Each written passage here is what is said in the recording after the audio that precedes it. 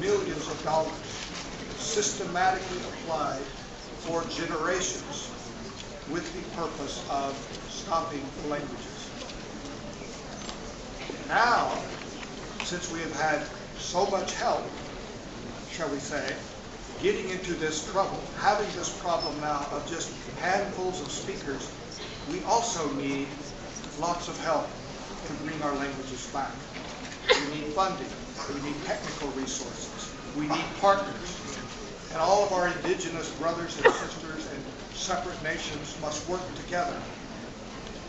But at the same time, I especially want to call attention to these smallest languages who are at the closest edge to going over the brink of being lost essentially forever. And in saying this, I think we need to have some clarity about what the processes are that will keep our languages alive. I don't think simply recording a few words, writing a few phrases down is going to save our languages. Many of the academic projects, much of the funding is invested in saving snippets, pieces, maybe postcard snapshots. What we want, what we need in our communities, what our goal is to keep alive our languages so that our young people will have breath-to-breath knowledge of their traditions, of their ceremonies, of their medicines, of the stars, of the history of their own people, their own families, their relationship to other communities outside their own nation.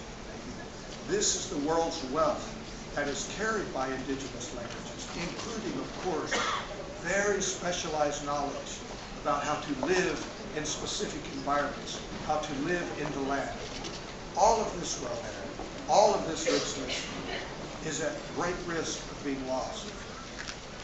So I would challenge UNESCO and other agencies to make a special effort during this year of 2008, when we have an international year focusing on languages, to also especially pay attention to these smallest languages, to the least of these, who may, in terms of total population numbers, represent a very small number.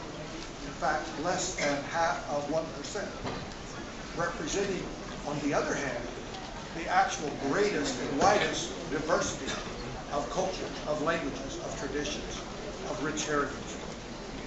So that we need some kind of a triage, a plan to take care of those who are closest to the edge of being lost, those that are in most urgent need of assistance.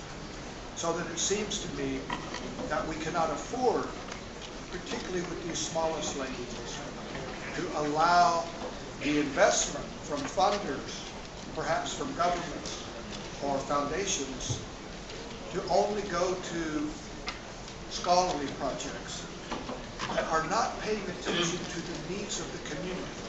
It is a surprise, perhaps to many of you, to think about what I think is a reality, that the academic project, the goals of the academy, often do not correspond very well with the needs of the community.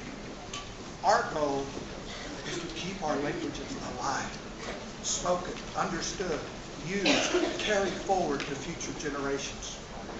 And many of the projects that are done are absorbing significant resources to do things that are of scholarly interest.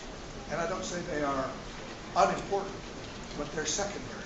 And we must have attention and focus on projects that will take care of our youth, our future voice.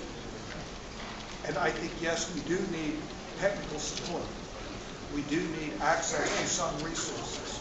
But again, it has to be understood and directed and used as a tool.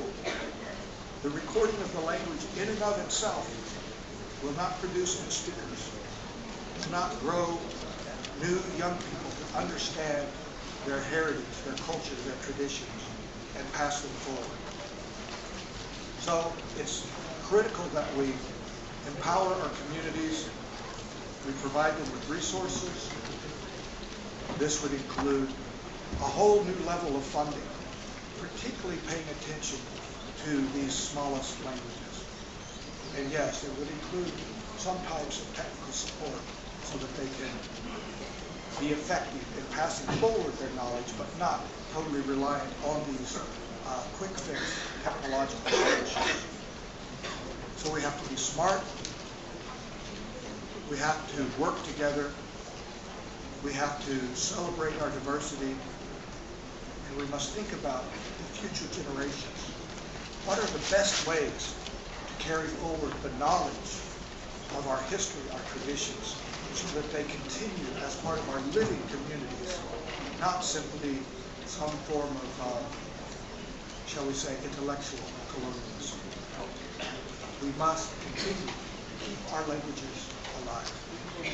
Ichihane no Son.